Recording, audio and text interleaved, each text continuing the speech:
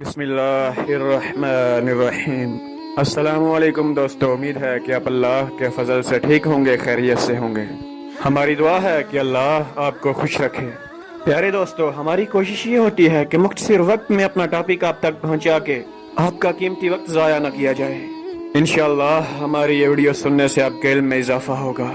اپنے ٹاپک کی طرف جانے سے پہلے جو لوگ ہمارے چینل پر نئے ہیں ان سے گزارش ہے کہ ہمارے چینل کو سبسکرائب کر لیں اور بیل آئیکن کو بھی پریس کر دیں تاکہ ہر آنے والی نئی ویڈیو کا نوٹیفیکیشن آپ تک بآسانی پہنچتا رہے۔ اس زمین پہ ہزاروں سال پہلے مشرق و مغرب پہ حکومت کرنے والا ایک بدترین بادشاہ جو اپنے آپ کو نمرود کہتا تھا، اس کا نام نمرود بن کنان بن سام بن نوح تھا۔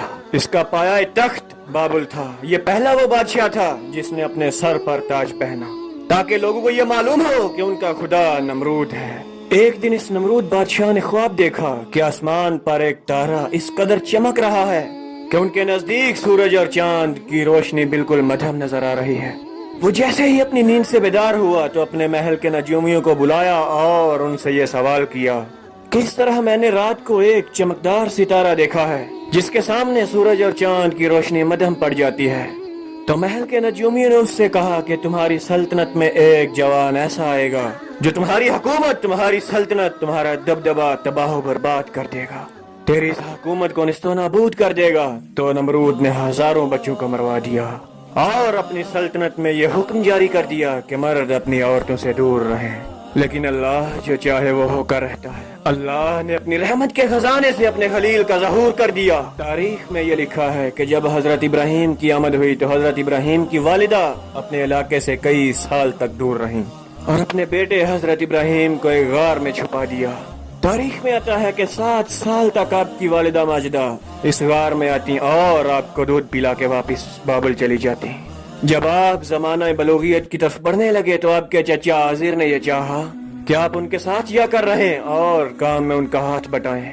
حضرت ابراہیم علیہ السلام جب آ کر شہر رہنے لگے تو انہوں نے دیکھا کہ کوئی سورج کی پوجا کر رہا ہے، کوئی آگ کی پوجا کر رہا ہے، کوئی بتوں کی پوجا کر رہا ہے، کوئی نمرود کو خدا کہہ رہا ہے۔ یہ سب کچھ دیکھ کر آپ نے فرمایا کہ اللہ تو وہ ہے جو ہر چیز پر قدرت رکھتا ہے۔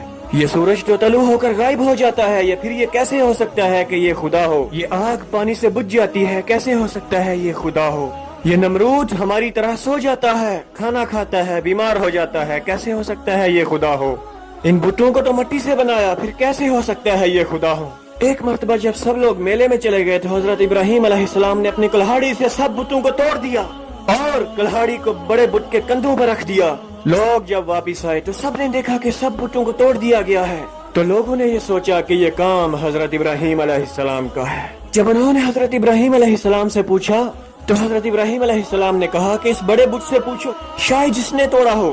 تو وہ لوگ کہنے لگے کہ یہ بڑا بت کیسے توڑ سکتا ہے؟ تو ابراہیم علیہ السلام کہنے لگے کہ میں بھی یہی کہتا ہوں کہ جب یہ بول نہیں سکتا تو پھر یہ ہمارا خدا کیسے ہو سکتا ہے؟ نمرود نے یہ حکم جاری کر دیا کہ ایک ایسی آگ جلائی جائے جس میں حضرت ابراہیم کو اس طرح سے جلایا جائے کہ لوگ عبرت حاصل کریں۔ 2 سالوں تک لکڑیوں کو جمع کیا گیا، ایک بہت ہی بڑی آگ جلائی گئی۔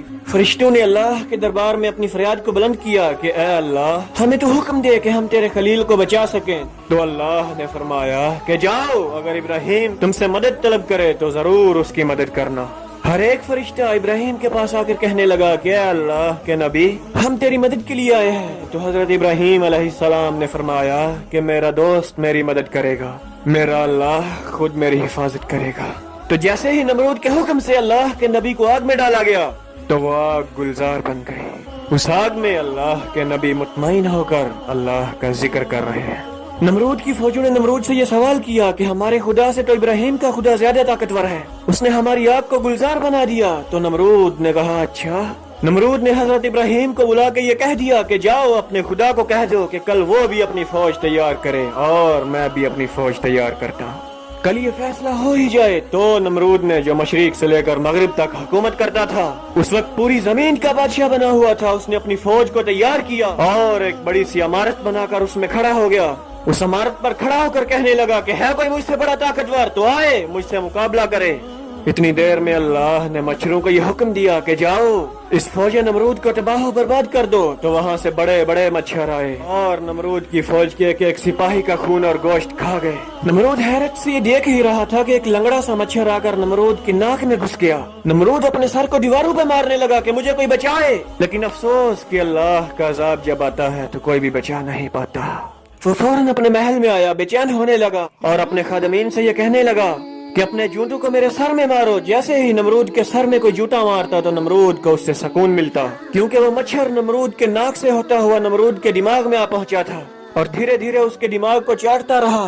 तारीख ने यह लिखा है कि वो बदतरीन बादशाह जो अपने आप को खुदा कहलाता था, अल्लाह के बंदों को गुमराह करता था, वही बंदे अपनी जूतियों से इसका सर पीट रहे थे। इन्हीं जूतियों से वो तड़प तड़प कर जहन्नम वासिल हो गया और उसकी सल्तनत तबाह बर्बाद हो गई। हम सलाम भेजते हैं हजरत इब्राहीम अलैहिस्सलाम पर। बेशक अल्लाह के सिवा कोई इबादत के लायक नहीं, वही खुदा है और वही हर चीज पर कादिर है। अल्लाह हमें हिदायत नसीब फरमाए। प्यारे दोस्तों, उम्मीद है कि हमारी आज की वीडियो आपको पसंद आई होगी। तो हमारी हौसला अफजाई के लिए आपने हमें कमेंट्स करके जरूर बताना है और वीडियो को लाइक और शेयर भी जरूर करना है। अल्लाह आपको खुश रखे, आबाद रखे और आप हमेशा हंसते मुस्कुराते रहें। अगली वीडियो तक के लिए मुझे दीजिए इजाजत।